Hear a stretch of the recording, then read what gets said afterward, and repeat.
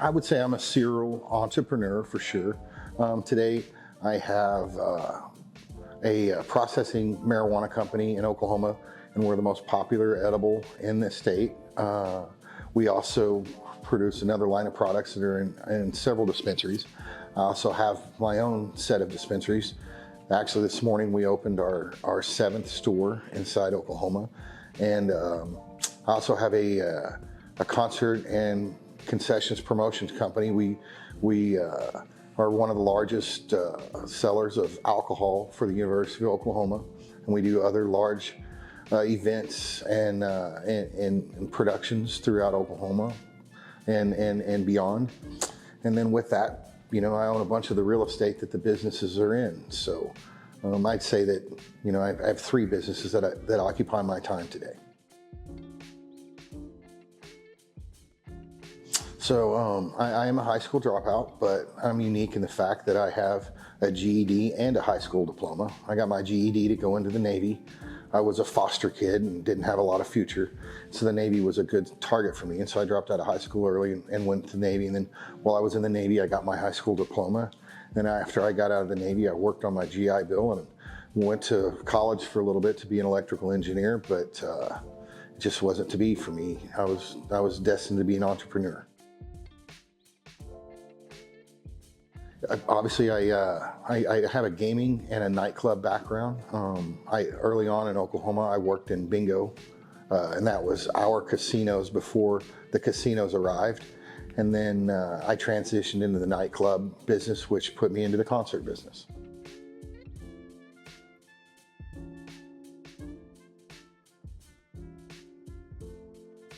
Wow, there's probably too many to count. I think I'm a firm believer in putting yourself in the right room that you want to be in. And so I have forced friendships upon people that were successful that I wanted to emulate. And I've got a lot from those kind of people. I absolutely love it. Obviously there's challenging aspects, especially in Oklahoma's marijuana industry today. Still being federally legal, but I love inspiring the people that work for me and trying to help them, go further and become their own entrepreneur one day.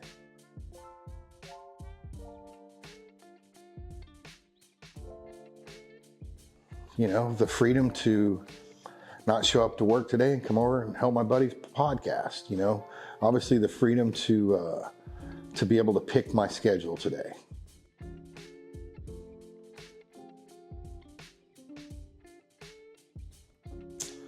Being an entrepreneur, you're going to wake up to a new set of problems every morning that you had no idea could even be in your realm of thought for the day.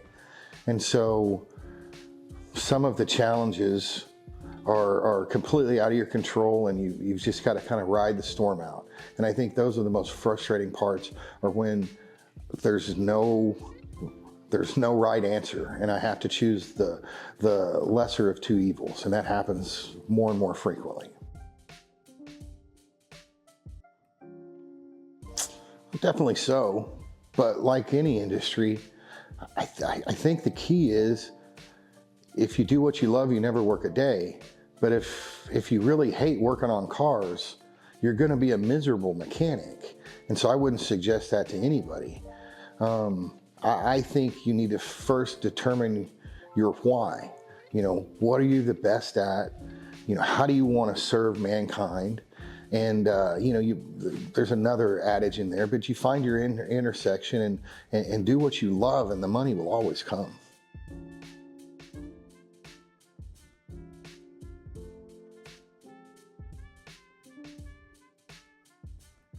Well, I've got a few businesses that I've had to close down because they didn't make money. So I think failures come with the territory. If you're not willing to accept some failure and be able to get back up, you're not going to be much of an entrepreneur. But I would say one of my biggest failures is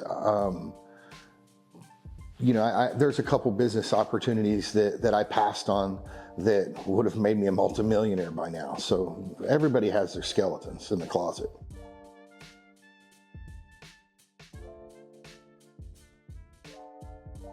I definitely think the people around me, that I have some employees and some partners that have been with me for 20 years. And they started off as employees and they worked their way into a partnership, or I invested in their business they wanted to get into. And those people have become brothers and sisters and best friends to me. So I think, seeing the people around me succeed and make more money and have success has been my biggest achievement. I believe that, all boats rise, in a high tide.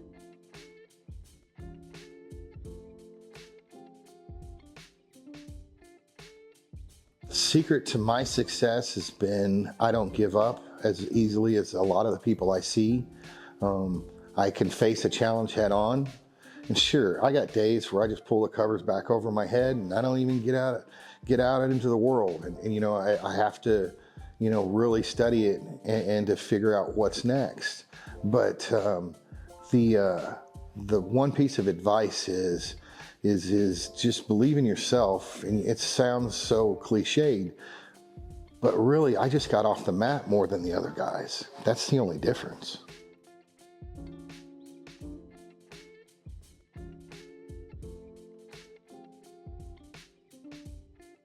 So that's kind of a funny story. I would say in any business, depends the business, obviously. The last funding that I took on, it was several $1,000,000 that I got from a friend I play poker with. But the initial, as my career started, I pawned everything I had, put it all in a pawn shop, borrowed money from this friend and that friend. And a buddy of mine, we opened a nightclub and we worked it ourselves. Wound up saving enough money to buy the property and I eventually sold that property for a really good number. And my initial funding, I would say, was the pawn shop and a couple friends. And if you're determined, people will see that, and if you have passion, people will be attracted to that. And I swear the money is always going to be the easiest thing for the guy to come up with. It's the idea, the work ethic, and the plan that really hinders most people. If you get past that point, the money always shows up.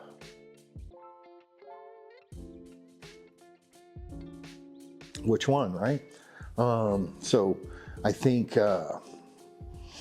pretty much everything I did, it had some success initially, but I was in the middle of it, working it real hard. And then you've got to realize that success is a finite thing. And one of the lessons that I've learned is that we're on a roller coaster. And I've been a millionaire. This will be my third time now. And one of the early people that was a mentor to me, I watched him file bankruptcy. I watched him go to prison for laws that are arcane, and you'd laugh about him going to jail. He played 20 bingo games instead of 15 in his bingo hall, and they took him to jail for that. But when he got out, he bought his family a house in Oak Tree, and they started a new construction company. He found a new industry.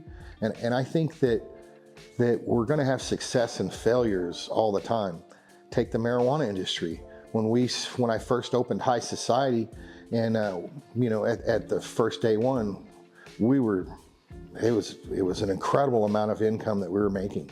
And then through COVID and after COVID, those things changed. And so High Society went through a great deal of success early on, and then we went through about a year and a half of losses and failures. And over the last year, we're back profitable and doing well again. And so I think that you're never going to make it. It's just about working hard every day.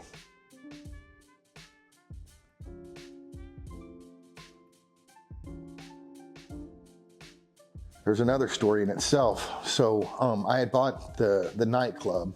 I had a pool room, much as yours, that I put together. and just on my credit cards and kind of stuff. And it lasted about 5 years, and I fought City Hall to try to get an alcohol license. Although I was legal, there's still a lot of politics and everything. And so we didn't quite make it there. And then so I started a little nightclub, and I told you we went through the pawn shop to get all of that. And about a year and a half into that, we had just bought the building, and again put all of our ready cash into there. And the zoo amphitheater came open, and I went to another friend, and we put in $150,000. And so at this point in my career, I had a successful nightclub that really couldn't pay me any money because it was making big mortgage payments, and I had bought the business on credit, and so I was still making payments. And then I talked another friend into doing the zoo amphitheater with me, and it took us about a year and a half before we broke even on that. So for about 2 years, while I had a very successful nightclub and I was running huge concerts at the zoo amphitheater, at 2 o'clock in the morning, I'd grab newspapers, and I threw the largest newspaper route in Oklahoma County. I threw about 1,500 dailies and about 3,500 on Sunday. And so I would work my bar, and then the nights that I had a concert, I'd work the concert, but every single night I'd throw this newspaper route to get me $5,000 a month to be able to support my family. And so I think it was probably about my 3rd year into the amphitheater, or about my 6th year into an entrepreneurship, before I could take a breath and, wow, I don't have to work as hard right now.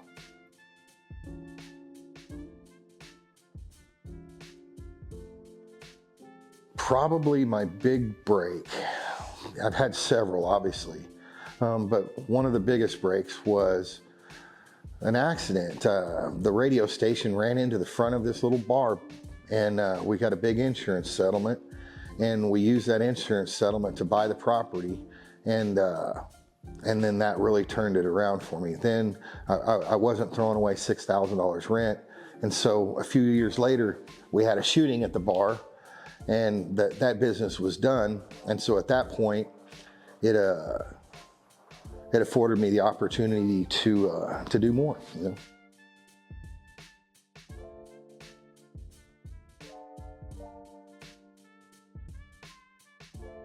By being the best employee at all the jobs that I worked at, and there's no question, I was always the best employee, or I was striving to be. I'd work more shifts, I'd stay longer, I'd work harder. If it was a sales job, I tried to sell more.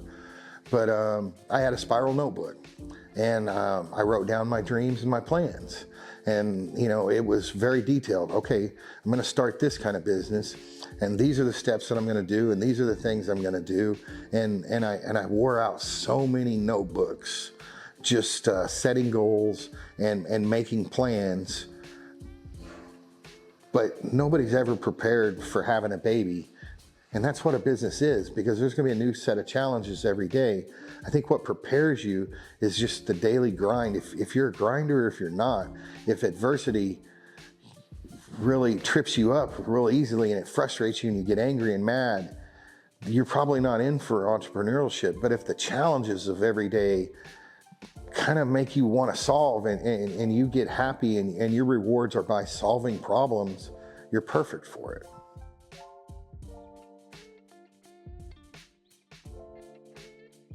I write them down, and that's a really key aspect.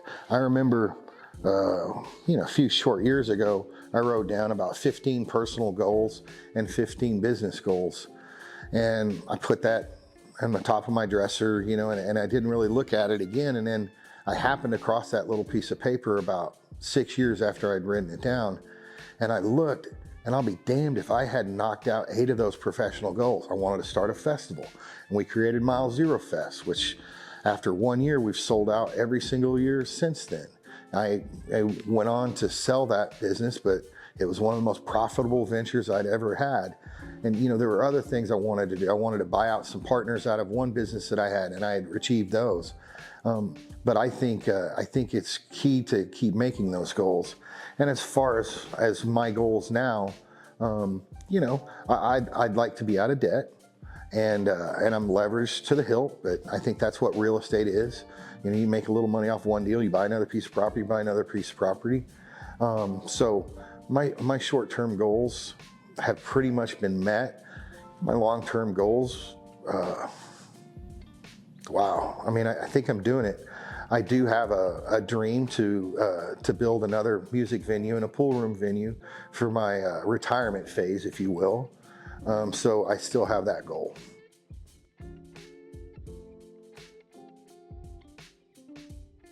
Absolutely.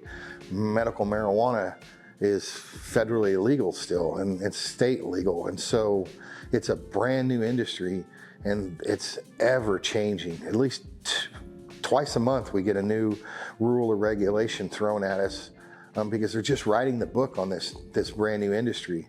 The other industries I'm in are in the concert business, which just went through COVID, and before that we went through the mass terrorisms at the Highway 66 festival, and so that changed the landscape of the industry before COVID. After COVID, you had all of the extra precautions to keep people safe and from sickness, and in the alcohol industry they're changing it. They outlawed buckets of beer here a few years ago. Last year they let us have them. I think the key is to stay plugged into your industry and to listen to the people that are working with you, and then the trade publications and the trade shows, and meet peers and other states. In marijuana in Oklahoma, one of the greatest tools I've had is a friend named Eric who moved here from Seattle, and he was a very accomplished marijuana grower. And he introduced me to all of his friends from Seattle, and I met people that had been doing this industry for 10 years before. And so they gave me a glimpse of, well, if you look at the legacy states that we call Colorado, Oregon, Washington, California, the ones that started it first, and then you look at Oklahoma, well, they've got about a 10-year head start on us. But through our first 5 years, we're neck and neck with everything that happened to them. And so history's doomed to repeat itself, right? And so all we have to do is look and see what else everybody else went through, and we're probably going to go through a lot of the same similar things here.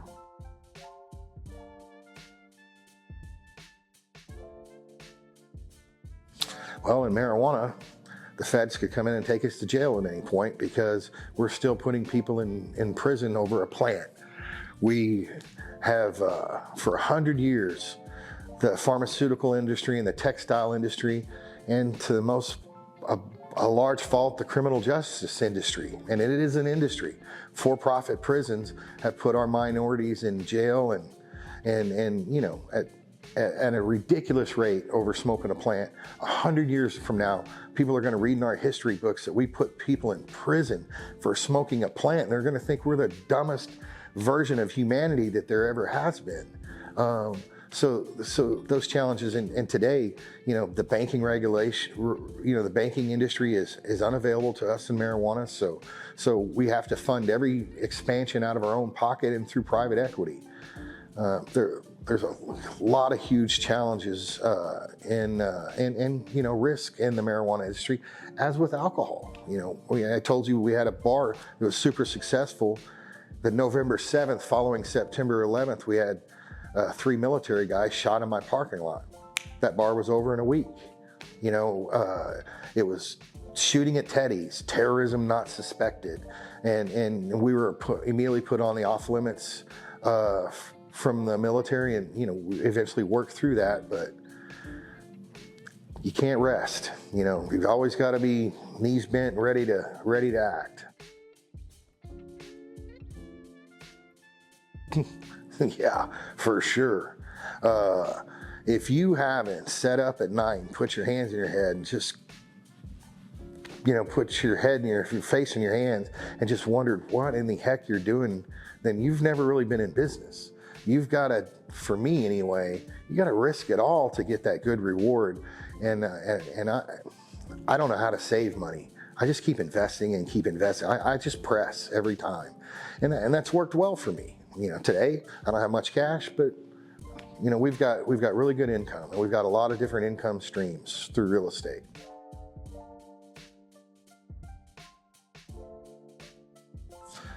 Depending on the industry, obviously, but if we were just speaking about marijuana, it's a big challenge right now. Facebook and social media, TikTok, Instagram would be, the predominant leaders in how to get the word out. But we have to be very crafty. You can't use certain terms and certain words, certain images. They'll shut down your site. For me, I was fortunate when I was in the bar business. I got to meet John Taffer that does nightclub and bar rescue. And before that time, I just buy radio ads, put radio ads, and that's how we promoted. But John Taffer opened my eyes to a concept called four walls marketing. And he taught me that it's a lot cheaper for you to get the customer you already have to come back one more time a week than it is to stand on the street corner and get somebody brand new to come in. That guy already knows you. He likes your business already. And so we employ four walls marketing, and that means that basically I advertise to the people that are already here and try to increase that. We also do incentivize and new customers as they come in. Taffer taught me another little trick called the red napkin program. And basically I'm gonna bribe you to come into my store 3 times with an incredible deal. And after that, hopefully you've enjoyed my products, you've seen the atmosphere, my staff has notified you of all the daily specials. And if I haven't convinced you that I'm worthy of your money in 3 trips, I'm never going to. And so those are the 2 main ways that we market and advertise.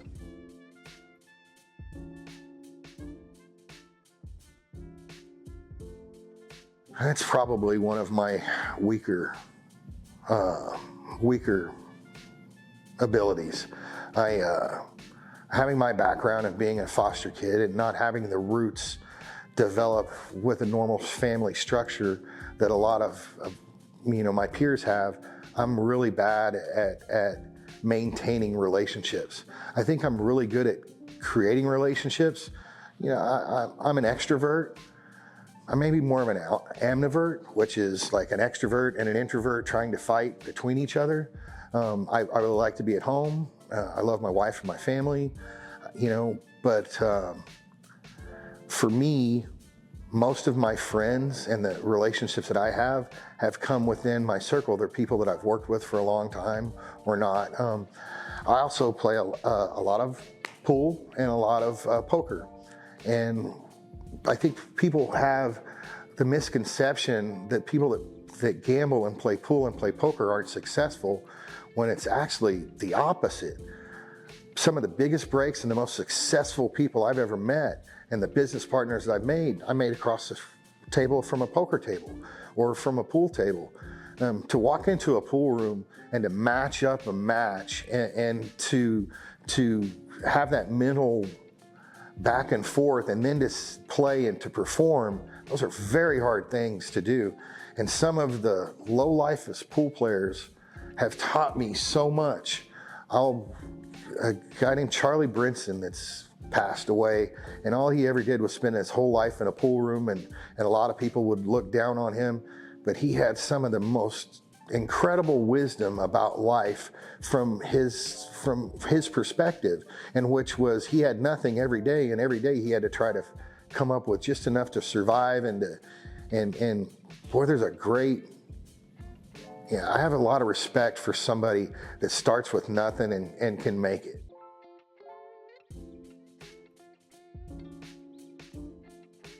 Oh, absolutely. For sure. I think every business I have has some sort of charitable aspect now. It's socially good for business because people want to spend their money with people they feel are respecting that money and doing good with that. People just don't want to give their money to some fat cat sitting on a hill anymore. But I also think that we all have a responsibility to give back some of what we've been given. And from where I came and the lucky breaks that I had, the cop found me in jail at 14 for strong arm robbery and attempted murder. And he took me home, and I could have went to the state prison at that point. I have a responsibility for the lucky breaks that I've got to give somebody else a lucky break. And I try, I really believe I try every day to try to make somebody else's life better.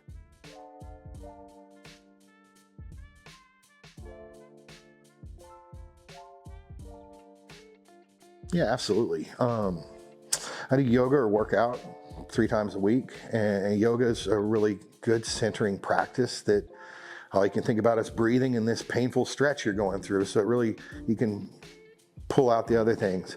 I go on 5-mile walks, and that whenever I'm stuck in a tough problem, I'll stick my headphones in and put some music on, and 5 miles later, I've got the answer. I think having the competitive side in me, where I play pool competitively for, we play pretty high matches, and our poker games are some of the biggest in town. And I think those points for me allow me to take everything away and just focus on the shot at hand or making the right play at hand. And I think those are mine. You got to shut down, and you have to have that balance. I have a really strong, healthy marriage. She's my best buddy. And, we spend a lot of evenings together. And I think having that time away from work allows you to recharge and be ready to go back into work.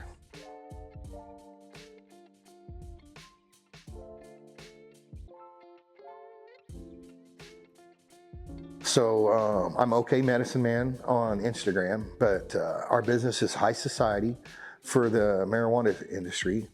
And for our concert business, we're Flatland Productions, and we obviously we're on the web, flatlandproductions.com. We do large-scale events, and we've actually recently started a new venture called Backyard Concerts. And you're going to see a few events from us coming up in Oklahoma City next year. And what we want to do is bring the party to you. Like say, John, if you've got your 60th, 50th birthday coming up, maybe your wife wants to surprise you with your favorite band, and you would hire my company, and we would put on a full production in your backyard to your private party. And so we're going to provide access to artists and artist relations to people that don't have it.